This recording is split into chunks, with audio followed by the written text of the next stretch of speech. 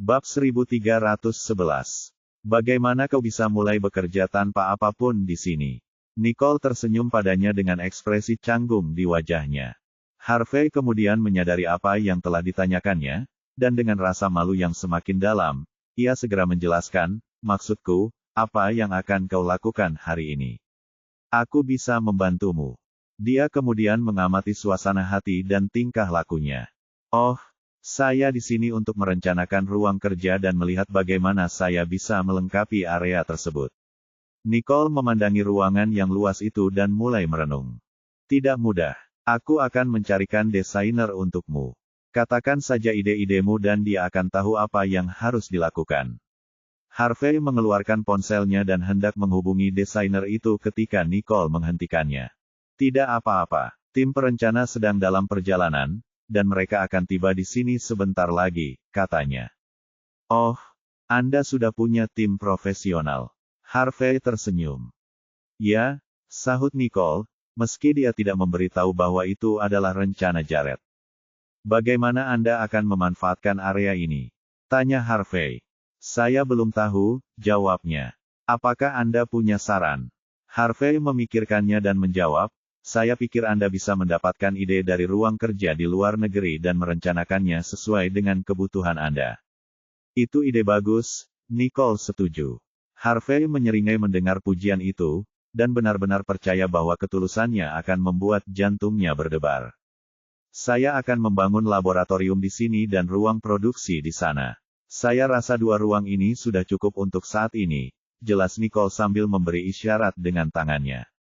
Bagus, itu masuk akal juga. Harvey setuju sambil memperhatikan Nicole menunjuk ke sekelilingnya.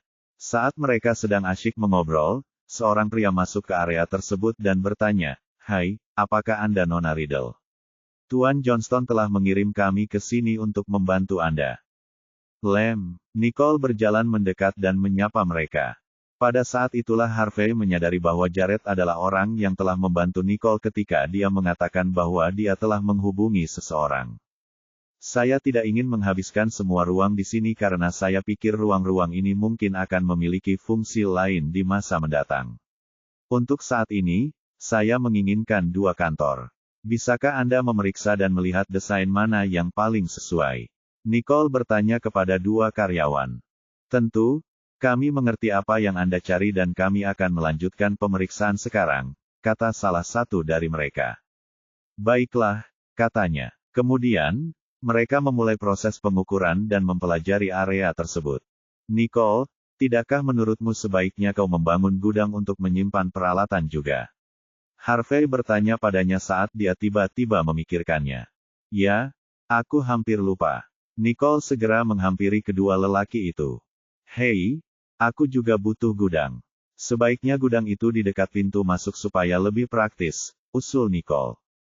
Tidak masalah, kata salah satu dari mereka. Nona Riddle, tolong lihat ini. Kami berencana membangun dua kantor di sebelah kanan dan satu gudang tersembunyi di pintu masuk. Anda dapat mengonfirmasi ulang dimensinya nanti. Kami akan membiarkan sisi kiri kosong untuk saat ini, sehingga Anda dapat memanfaatkan area itu di masa mendatang. Bagaimana menurut Anda? Nicole memikirkannya dan berkata, itu rencana yang bagus, tapi bukankah gudang tersembunyi itu akan merepotkan? Sama sekali tidak. Lagi pula, letaknya di pintu masuk. Gudang tersembunyi tidak akan mencolok di antara kantor-kantor dan akan menyatu dengan baik dengan kantor-kantor. Bab 1312. Wah, bagus sekali. Kedua kantor tersebut seharusnya dapat menampung sekitar 20 hingga 30 orang. Jumlah orangnya tidak sebanyak ini, tetapi akan ada peralatan, yang juga akan memakan tempat, jelas Nicole. Peralatan, tanya seorang karyawan. Apakah Anda memiliki ukuran peralatan yang Anda maksud? Peralatannya tidak besar. Aku hanya akan menaruh beberapa saja di kantor. Selain itu, sebaiknya kantor dilengkapi dengan satu set pintu ganda, pinta Nicole. Tentu, kami akan mendesainnya sesuai kebutuhan Anda, kata seorang karyawan. Kapan Anda akan mulai membangun dan berapa lama waktu yang dibutuhkan? Tanya Nicole.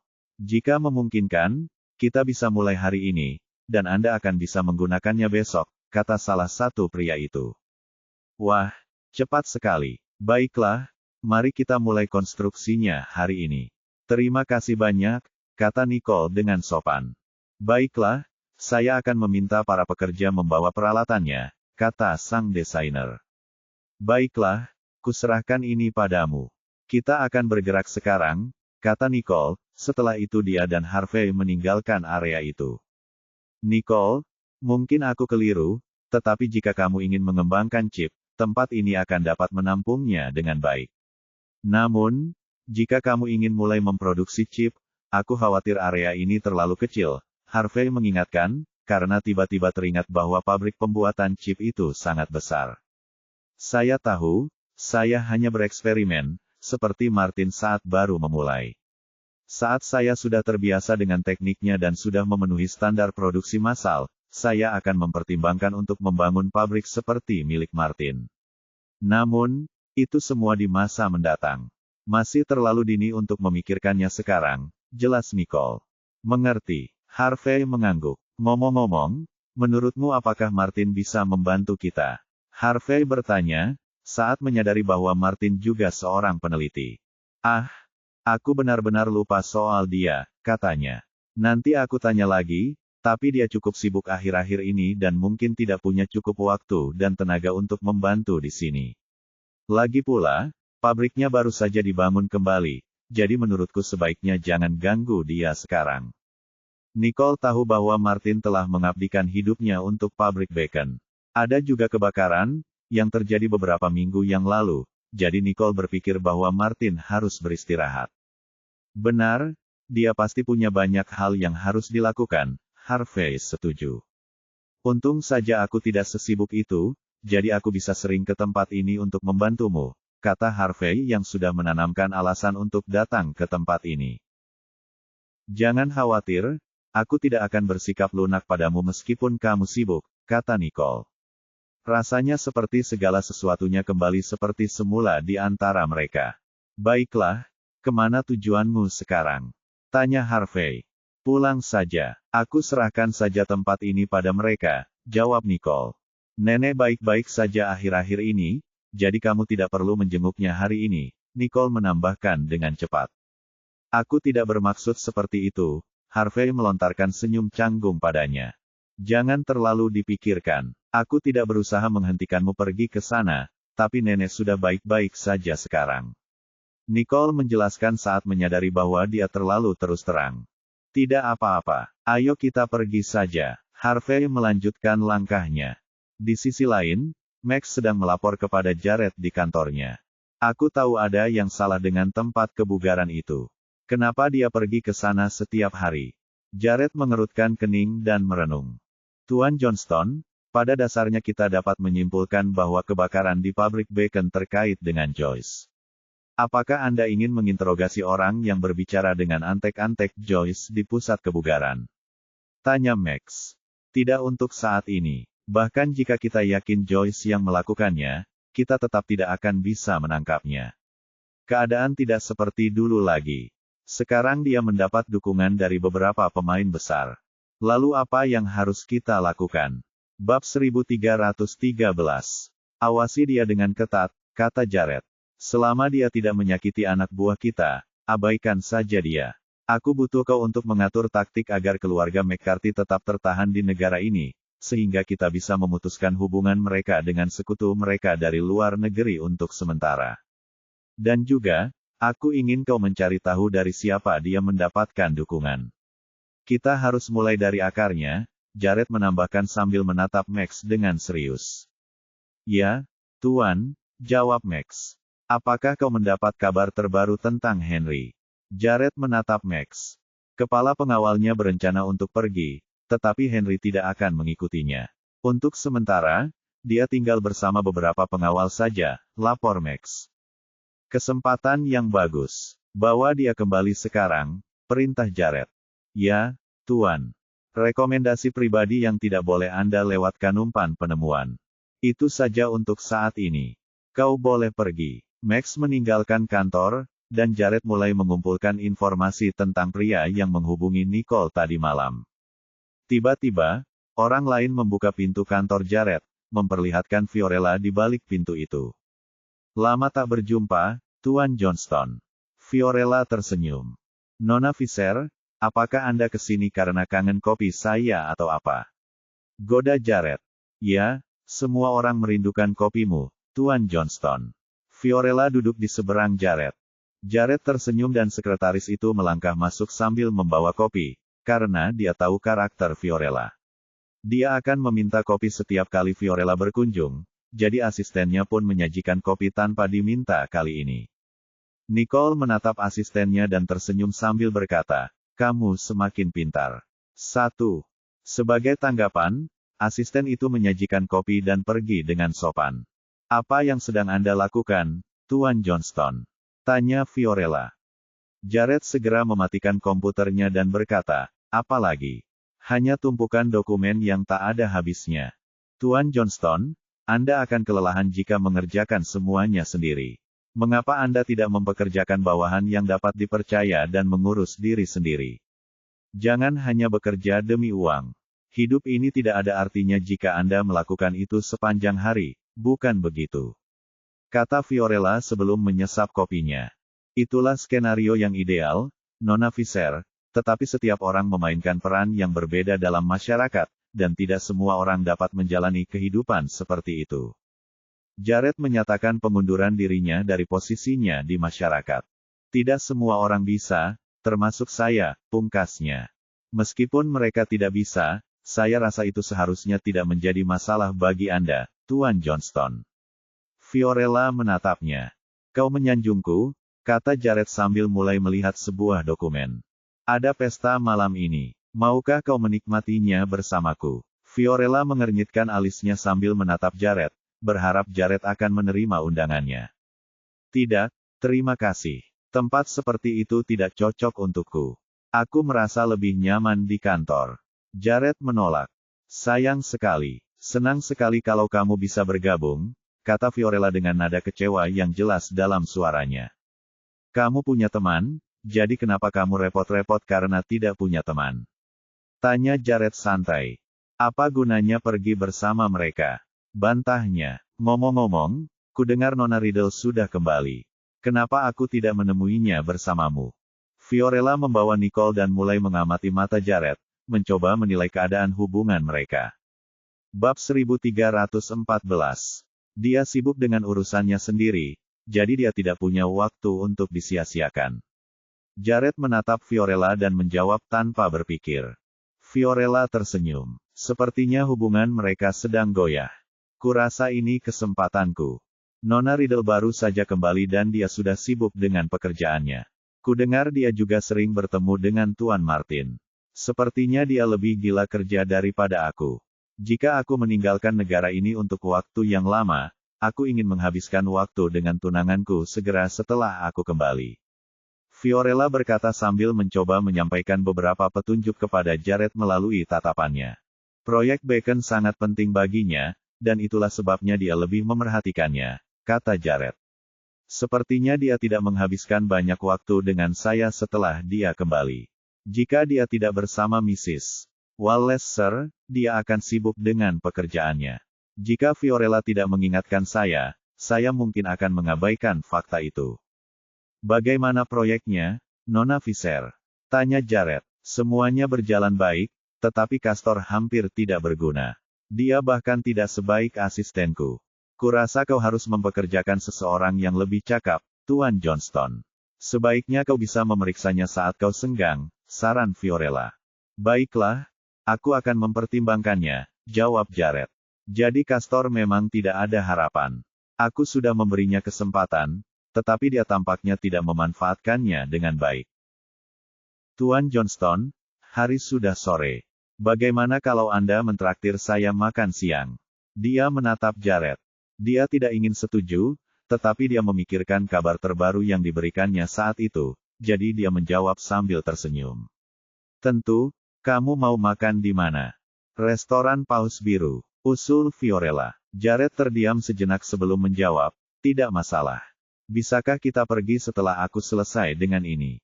"Tentu saja," jawabnya. "Aku juga harus ke kamar mandi." Fiorella jelas tidak keberatan menunggu, karena dia sudah mendapat kesempatan untuk makan lagi bersama Jared. Oke, begitu Fiorella meninggalkan kantornya, Jared mengirim pesan singkat kepada Nicole. Bagaimana kabarmu? Apakah kamu mau makan siang bersama? Tidak apa-apa. Orang-orang yang Anda pekerjakan sedang sibuk sekarang, jadi saya tidak perlu berada di sana. Saya sudah hampir sampai di rumah nenek saya. Baiklah, aku akan menjemputmu malam ini. Jared ingin tahu keberadaan Nicole untuk memastikan bahwa Nicole tidak akan muncul di restoran Bluewell. Jika tidak, Nicole pasti akan terjebak dalam kesalahpahaman lagi dengannya. Ia segera menyelesaikan tugasnya dan berjalan keluar, dan saat Fiorella berjalan ke arahnya pada saat yang sama, ia bergegas menghampirinya saat melihatnya pergi. Sudah selesai dengan pekerjaanmu. Ya, ayo, kata Jared. Setelah itu ia segera memasuki lift, diikuti oleh Fiorella. Kemudian, Jared mengantar mereka ke restoran Bluewell, di mana mereka duduk di meja yang sebelumnya mereka tempati. Kali ini, Fiorella memanggil pelayan untuk memesan tanpa menunggu Jared melakukannya. Saya mau 2 untuk setiap pesanan, katanya. Anehnya, Fiorella baru sekali ke sini bersama Jared, tetapi dia sudah mengingat semua yang dipesan Jared pada kunjungan sebelumnya. Kau ingat makanan yang kita makan sebelum ini? Jared menatapnya. Tentu saja, saya harus mengingat hal-hal yang Anda sukai, Tuan Johnston. Fiorella tersenyum padanya.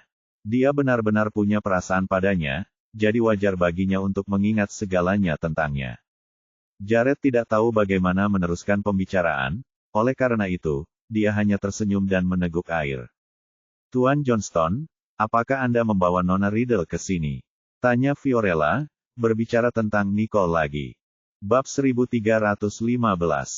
Jared tidak menghindari tatapannya. Itu pertanyaan yang mudah dijawab, jadi, ia berkata, tidak. Nicole suka restoran ini, jadi dialah yang akan selalu membawaku ke sini. Oh, Fiorella mengangguk. Jared teringat pertama kali dia ada di sini bersama Nicole, tetapi mereka tidak duduk di meja ini. Mereka begitu mesra dan manis saat itu. Ketika dia mengenangnya, dia tidak bisa menahan senyumnya, tetapi tidak menyadari bahwa Fiorella sedang menatapnya. Ketika dia menyadarinya, mata Fiorella sudah tertuju padanya. Dia belum pernah melihatnya tersenyum dengan sungguh-sungguh sebelumnya. Aku tidak menyangka dia begitu menawan. Rasanya aku ingin memeluknya. Jared segera mengoreksi ekspresinya dan bertanya, Nona Fisher. Oh, maafkan saya. Senyum Anda sungguh menggoda, Tuan Johnston. Fiorella memuji. Jared tidak menyangka dia akan mengaguminya, dan ini membuatnya tersedak. Permisi, saya mau ke kamar kecil. Jared segera berdiri karena dia hanya bisa menenangkan diri di tempat lain. Fiorella tersenyum saat melihatnya pergi. Apakah dia pemalu? Aku tidak tahu dia punya sisi pemalu. 1. Jared tinggal di luar selama beberapa waktu, dan baru kembali ke mejanya ketika ia merasa hidangan akan segera dihidangkan. Namun, sebelum sampai di mejanya, ia melihat seorang pria sedang berbicara dengan Fiorella. Ia mengira pria itu adalah teman Fiorella, jadi ia tidak menghampirinya dan hanya memperhatikan mereka dari jauh. Tetapi setelah beberapa saat, dia menyadari ada yang aneh pada ekspresi wajahnya, jadi dia menghampirinya. Pria itu mengganggu Fiorella, dan dia tampaknya meminta nomor teleponnya. Ketika begitu Fiorella melihat Jared, dia langsung berdiri dan bergegas menghampirinya dengan ekspresi sedih di wajahnya. Tuan Johnston, pria ini mengganggu saya. Jared mengerutkan kening pada pria itu, yang melotot ke arah Jared tanpa rasa takut dan bertanya, apakah kalian saling kenal? Dia pacarku, kata Fiorella tanpa menunggu jawaban Jared. Jared menatapnya. Bagaimana dia bisa mengatakan itu? Tepat saat ia hendak menjelaskan, Fiorella menghentikannya. Saat ia melihat ekspresi bingung di wajah Fiorella, ia menyerah untuk mencoba menjelaskan dirinya sendiri. Karena itu, dia berkata dengan dingin kepada lelaki itu, pergi, sebelum kau membuatku marah. Pria itu tercengang oleh kehadiran Jared yang kuat dan langsung kabur, takut melihat kecantikan Fiorella lagi. Sementara itu, Fiorella merasa aman saat berdiri di belakang sosok Jared yang tinggi. Pria itu berbalik dan bertanya, kamu baik-baik saja? Aku baik-baik saja, Aku hanya terkejut. Itu saja. Aku tidak menyangka akan bertemu orang seperti itu di restoran. Fiorella menatapnya dengan ekspresi ketakutan. Dia sudah pergi sekarang, jadi semuanya baik-baik saja. Jared menghiburnya dan membawanya ke tempat duduknya sebelum duduk sendiri. Pada saat itu, seorang pelayan berjalan ke arah mereka. Tuan Johnston, anggur dan hidangan Anda. Jared mengangguk dan mengangkat gelasnya ke arah Fiorella. Minumlah sedikit untuk menenangkan dirimu. Fiorella merasa tenang setelah duduk sambil membenturkan gelasnya ke gelas Jared. Terima kasih, Tuan Johnston. Kalau bukan karena Anda, saya benar-benar tidak tahu harus berbuat apa. Ini pertama kalinya seseorang mencoba mendekati saya seperti itu, jadi saya terkejut. Bab 1316. Fiorella berusaha sekuat tenaga untuk bersikap lemah lembut di hadapan Jared agar ia dapat menunjukkan sifat protektifnya secara alami. Bahkan jika ia tahu cara mengendalikannya, ia tetap akan melindunginya secara tidak sadar, itulah yang diinginkannya. Jared tidak terlalu memikirkannya karena menurutnya wajar saja jika wanita akan terangsang saat ada orang asing yang mendekatinya tanpa diminta. Itulah sebabnya dia tidak merasa jijik dengan tindakan wanita itu saat wanita itu ketakutan. Baginya, sudah menjadi sifat pria untuk bersikap protektif. Ayo kita makan, kata Jared, menggunakan makanan sebagai sarana mengalihkan perhatian Fiorella. Oke, ngomong-ngomong, anggur yang kamu inginkan sudah siap, tapi kamu belum mengklaimnya, katanya. Aku tinggalkan saja di sini untukmu sekarang dan akan mengambilnya lain kali, jawabnya sambil mencari-cari alasan agar bisa bertemu lagi dengannya. Oke. Jared tahu niatnya, tetapi dia tidak ingin mengungkapnya. Setelah makan siang bersamanya, dia kembali ke kantornya dan melanjutkan pekerjaannya. Di sisi lain, Nicole sudah pulang saat menerima pesan dari Zeke. Bukankah kita sepakat untuk belajar tentang misi tadi malam? Kenapa tiba-tiba tidak ada sinyal? Apa terjadi sesuatu? Zeke sibuk mengkhawatirkannya sepanjang malam. Nicole segera membalasnya setelah membaca pesannya. Aku baik-baik saja. Koneksi terputus tadi malam. Apakah kamu butuh bantuanku sekarang? Ya, dia menerima balasannya dalam sekejap. Baiklah, aku akan menyalakan komputerku di atas. Nicole kembali ke kamarnya dan menyalakan komputernya. Kirimkan saya misi Anda. Setelah beberapa saat, Zeke mengirimkan tugas itu ke komputernya. Ia memeriksanya dengan saksama dan menemukan bahwa itu adalah misi untuk memecahkan rincian rahasia misi sebuah tim. Jadi itulah sebabnya hadiah ini merupakan lencana keluarga Rebi. Ini adalah misi yang sulit, dan kita mungkin masih akan mendapat masalah jika berhasil, pikirnya. Zeke, apakah kamu tahu risiko yang terkait dengan misi ini? Nicole bertanya kepadanya melalui pesan teks. Jika dia tidak tahu, dia harus memberitahunya. Saya tahu, dan itulah mengapa saya ingin mencobanya. Pikirkan baik-baik. Ini masalah serius. Kalau datamu sampai terbongkar, kau bisa terbunuh. Kalau sampai itu terjadi, kau tidak akan mendapatkan lencana dan kau juga akan kehilangan nyawamu. Nicole mengingatkannya. Saya siap untuk itu. Jelaskan saja strateginya dan apa yang harus saya lakukan. Namun, Anda harus menjauh dari ini. Zeke khawatir dia akan menyeret Nicole bersamanya jika dia gagal dalam misinya, yang akan mengakibatkan hasil yang terlalu mengerikan untuk ditanggungnya. Karena kamu sudah siap, ayo kita lanjutkan. Nicole memeriksa rinciannya dan mengirimkannya ke Zeke. Kemudian, dia membimbingnya melalui panggilan video. 3 hari kemudian, Harvey masuk ke kantor Nicole bersama 4 spesialis pengembangan chip. Nicole, aku sudah meminta beberapa ahli untuk membantumu. Kau bisa mulai memperkenalkan dirimu. Harvey menatap Nicole. Nicole tersenyum saat menyapa Harvey. Saya Nicole, orang yang bertanggung jawab di sini. Saya adalah orang yang mendirikan proyek ini, dan merupakan suatu kehormatan bagi kami untuk mengundang Anda bergabung dalam usaha ini. Selamat datang. Nicole memandang keempat spesialis itu sambil memperkenalkan dirinya. Suatu kehormatan. Saya Terry Anderson, dan saya pernah mendengar tentang Anda dan Tuan Johnston. Anda benar-benar cantik, Nona Riddle, salah satu dari mereka memperkenalkan. Mereka adalah teman baik saya, Fabe Win, Kate Robertson, dan Mark Lee. Terry memperkenalkan mereka kepada Nicole. Merupakan suatu kehormatan untuk berada di sini, mereka menyapa Nicole. Bab 1317.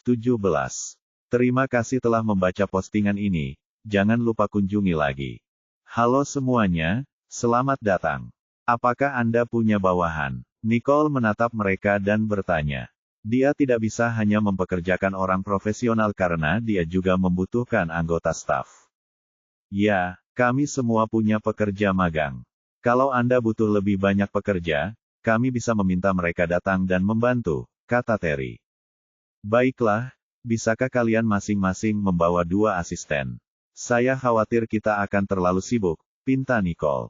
Hari ini, mari kita biasakan diri dengan peralatan ini dan mulai bekerja besok setelah kalian membawa asisten kalian. Nicole menatap mereka. Tentu, mulai hari ini, Anda yang memimpin kami. Kami akan mengikuti rencana Anda, Nona Riddle, kata Terry dengan wajar.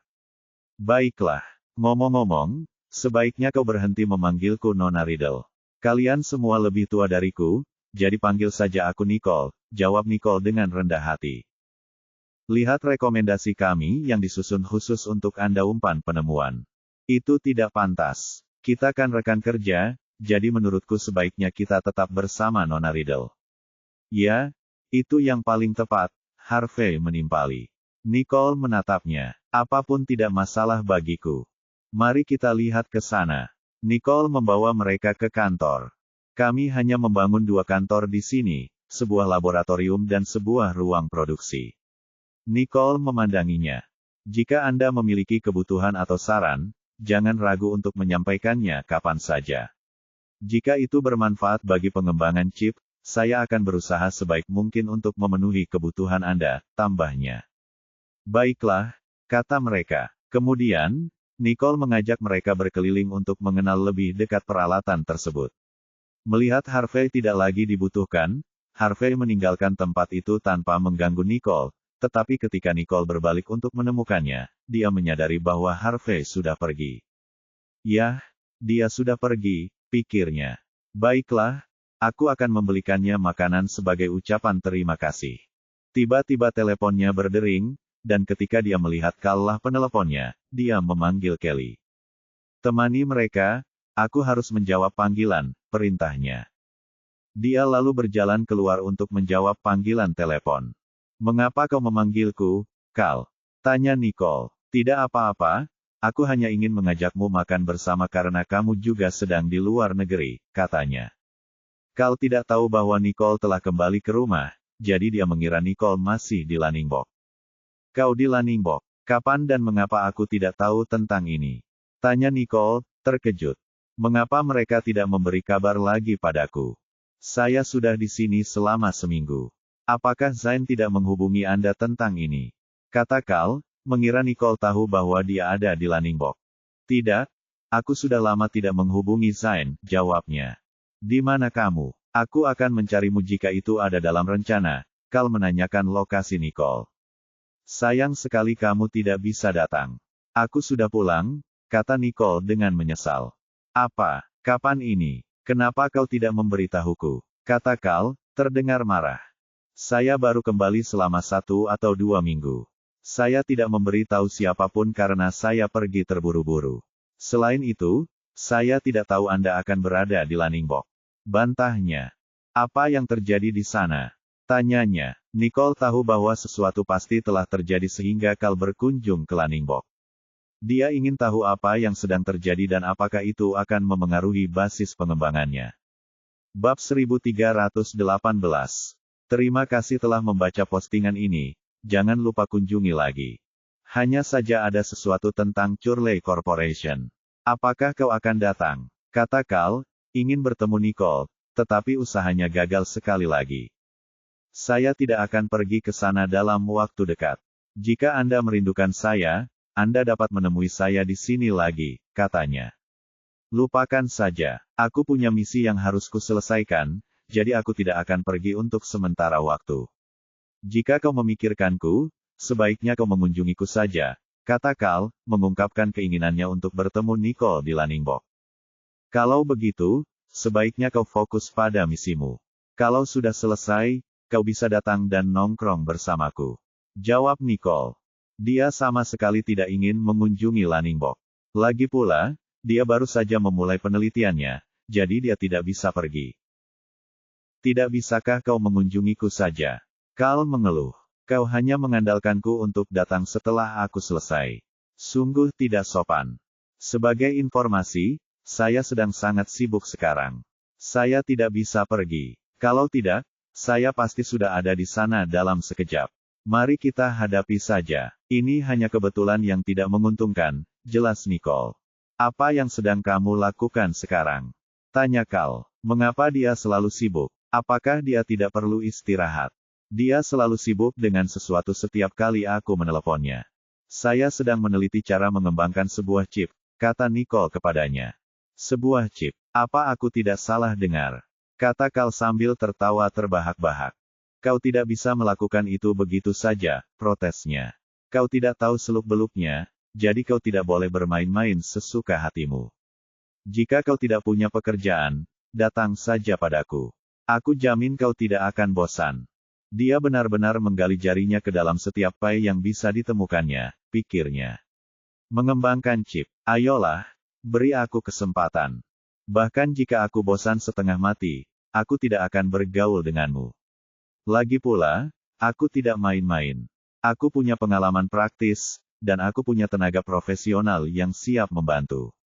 Aku yakin aku bisa segera membuat chip itu, dan itu akan menjadi chip yang terkenal di dunia internasional, kata Nicole dengan percaya diri. Baiklah, aku akan menunggu kabar baiknya. Kau harus memberitahuku, supaya aku bisa menertawakanmu.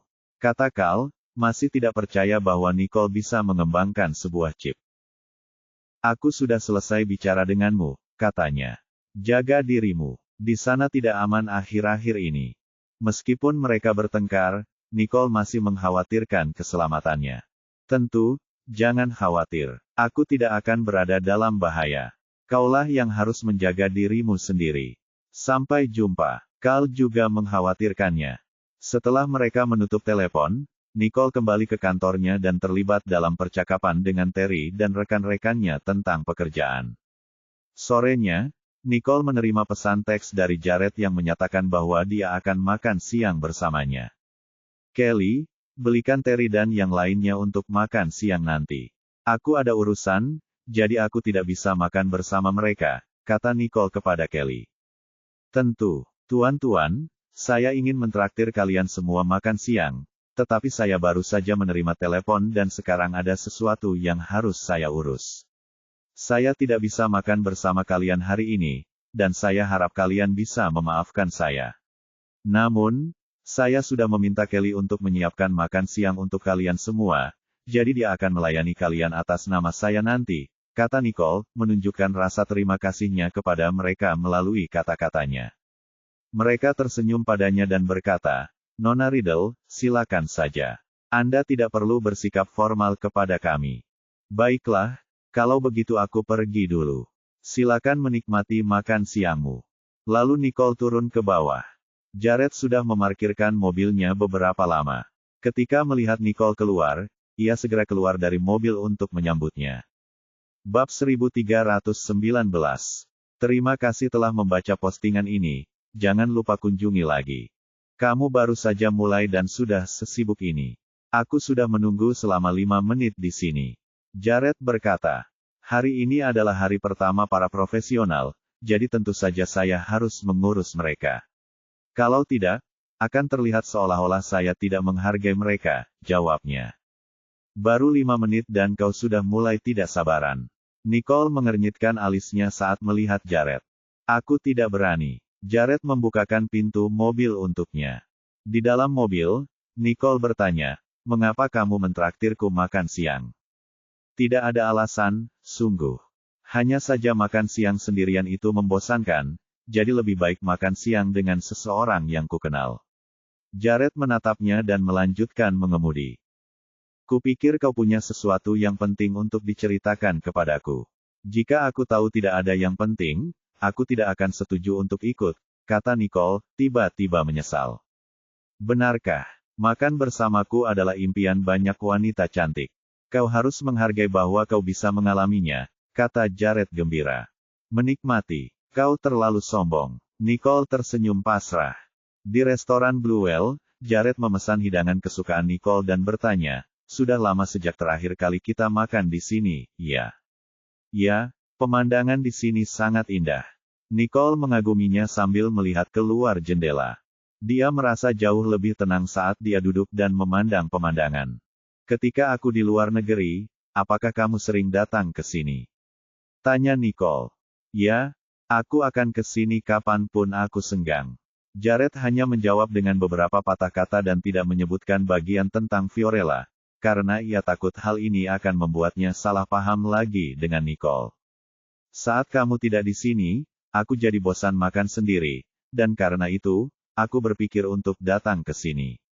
Setiap kali aku duduk di sini, rasanya seperti kamu makan bersamaku. Selain itu, kita juga menikmati pemandangan di sini bersama, jadi aku bisa mengenang kembali momen-momen indah saat kamu ada di sini di sampingku. Jared menatap Nicole dan berkata dengan nada melankolis. Ah, kenapa kita jadi emosional sekarang? Tanya Nicole, malu dan mencoba mengganti topik. Kenapa tidak? Kau sekarang duduk tepat di hadapanku, dan kau punya waktu untuk menghabiskan waktu bersamaku, jadi aku tidak akan membiarkanmu meninggalkanku untuk waktu yang lama lagi. Jared menatapnya dengan posesif, meskipun ia terus berbicara dengan nada suara yang lembut. Nicole tersipu. Aku baru saja berangkat kerja, dan aku tidak tahu dia akan sangat merindukanku. Kemudian, dia menggigit makanan penutup yang disukainya dan memberikannya kepada Jared. Aku sangat suka ini. Cobalah. Jared tidak pernah menyukai makanan seperti ini, tetapi dia tidak menolak hidangan penutup yang diberikan Nicole. Sebaliknya, dia menatap Nicole sambil tersenyum dan memakannya. Saat itulah Nicole menyadari bahwa ia telah memberikan makanan penutup itu kepada Jared dengan sendoknya di atas piring setelah melihatnya menggigitnya. Wah, ini terlalu memalukan. Enak. Jared memujinya tanpa sadar, karena bahkan dia sendiri terkejut dengan gerakan dan rasa hidangan itu. Mungkin dia hanya mengungkapkan cintanya pada Nicole. Bagus, aku takut kamu tidak menyukainya, kata Nicole. Dia masih merasa malu dan mengira Jared tidak akan menyadarinya. Lagi pula, ia belum pernah melihat Jared memakan hidangan penutup atas kemauannya sendiri. Ia hanya memesankannya untuknya, seperti yang dilakukannya kali ini. Apakah kamu tidak mengunjungi keluargamu setelah kamu kembali? Tanya Jared, saat dia tiba-tiba teringat keluarga Riddle. Bab 1320. Terima kasih telah membaca postingan ini, jangan lupa kunjungi lagi. Ya, aku tidak tahu bagaimana keadaan ibu dan ayah sekarang, jawab Nicole. Aku akan menemanimu sepulang kerja untuk mengunjungi mereka. Jared mengusulkan secara tiba-tiba. Kau ingin menemaniku? Nicole menatapnya dengan heran, sambil bertanya-tanya apakah dia benar-benar ingin mengunjungi keluarga Riddle. Apa yang merasukinya? Benar sekali. Bukankah orang tuamu bilang kalau mereka sudah lama tidak bertemu denganku? Aku selalu ingin mengunjungi mereka. Karena aku sedang senggang hari ini, ayo kita kunjungi mereka sepulang kerja. Jared menjelaskan dengan tenang kepada Nicole. Baiklah, tapi kau harus menjemputku nanti, pinta Nicole. Tidak masalah, katanya. Tiba-tiba, sebuah ide muncul di benak Nicole. Ia menoleh ke Jared dan menatapnya malu-malu karena ia tidak tahu bagaimana cara memunculkannya. Ada apa? Tanya Jared, karena ia menyadari bahwa Nicole punya sesuatu untuk diceritakan kepadanya. Terakhir kali aku pulang, orang tuaku bertanya tentang pernikahan kita. Nicole melirik Jared dengan canggung. Jared mengerti maksudnya dan menjawab, jadi, yang ingin kau katakan adalah, kau ingin aku siap secara mental untuk menjawab pertanyaan-pertanyaan itu. Benar sekali. Jika mereka menanyakan pertanyaan yang membuat Anda tidak nyaman, dapatkah Anda? Jangan khawatir. Aku tahu apa yang harus kulakukan. Aku tidak akan menempatkanmu dalam posisi yang sulit. Jared meyakinkan, karena dia tahu apa yang dipikirkan wanita itu. Nicole menghela napas lega dan senyum perlahan muncul di wajahnya. Itu akan bagus. Sebenarnya, terakhir kali aku pulang, aku sudah berjanji pada mereka bahwa kita akan segera menikah. Ketika Jared mendengar kalimat ini, dia hampir menyemburkan anggur dari mulutnya, lalu dia menatap Nicole dengan tak percaya, kau sudah menjanjikannya pada mereka. Kamu baik-baik saja. Nicole buru-buru memberinya tisu dapur. Jared melambaikan tangannya untuk menunjukkan bahwa dia baik-baik saja. Tidak seperti yang kamu bayangkan. Saat itu, aku hanya bilang kalau kita akan memikirkannya saat kita berdua tidak terlalu sibuk. Aku tidak memberi mereka jadwal yang spesifik, jadi jangan khawatir, Nicole menjelaskan dengan cepat kepada Jared. Mendengar ini, Jared menghela napas lega. Pernikahan benar-benar masalah yang penting. Apapun yang terjadi, mereka berdua harus membicarakannya. Untungnya, Nicole belum membuat janji apapun. Kalau tidak, mereka berdua akan berada dalam masalah besar. Sebenarnya, aku memang memikirkan pernikahan kita, tetapi akhir-akhir ini banyak hal yang terjadi, katanya. Aku khawatir kamu tidak dalam suasana hati yang tepat untuk itu, jadi aku tidak pernah membicarakannya kepadamu. Aku menunggu waktu yang tepat untuk membicarakannya denganmu. Karena kamu sudah menyebutkannya, kupikir sebaiknya aku mengungkapkan pikiranku kepadamu sekarang. Jared berbicara kepada Nicole dengan tatapan penuh kasih sayang di matanya. Melihat Jared berbicara tentang masalah itu dengan serius, Nicole menelan ludah dan menatapnya dengan ekspresi serius di wajahnya. Aku sudah berpikir untuk segera mengerjakan persiapan pernikahan. Karena kita sepaham, kurasa alam semesta telah berbicara. Ayo kita pergi ke rumah orang tuaku dan bicarakan ini setelah makan siang. Bagaimana menurutmu? Usul Jared kepada Nicole dengan tingkat kesungguhan yang sama. Baiklah, sebenarnya aku ingin memberitahumu bahwa aku tidak bermaksud membicarakan pernikahan kita hari ini, katanya. Kami benar-benar sibuk dengan pekerjaan selama beberapa bulan terakhir, dan pekerjaan baru saja mulai menyusulku. Sekarang bukan saat yang tepat untuk melangsungkan pernikahan. Oleh karena itu, tujuan utama kunjungan hari ini hanya untuk menengok orang tuaku. Jika orang tuaku tidak menyebutkan tentang pernikahan, lebih baik kita diam saja. Kalau tidak, kita harus banyak menjelaskan. Nicole menatap Jared dengan dahi berkerut dan alis terangkat. Oh, jadi itu yang ingin kau katakan. Kupikir, lupakan saja, kita akan bicarakan pernikahan itu saat pekerjaanmu sudah beres. Aku akan menemanimu mengunjungi orang tuamu hari ini, kata Jared, setelah memahami maksud Nicole, dan menghargai keputusannya. Terima kasih atas pengertianmu. Nicole tersenyum padanya. Tidak masalah. Ayo kita lanjutkan makannya, katanya. Setelah makan siang, Jared mengantar Nicole ke Riddle Residence. Dalam perjalanan ke sana, mereka membelikan beberapa hadiah untuk keluarga itu. Mereka perlahan-lahan memasuki rumah. Setelah memarkir mobil, Nicole dan Jared turun dan memasuki rumah bersama-sama. Ibu, ayah, aku kembali, teriak Nicole sambil mendorong pintu hingga terbuka.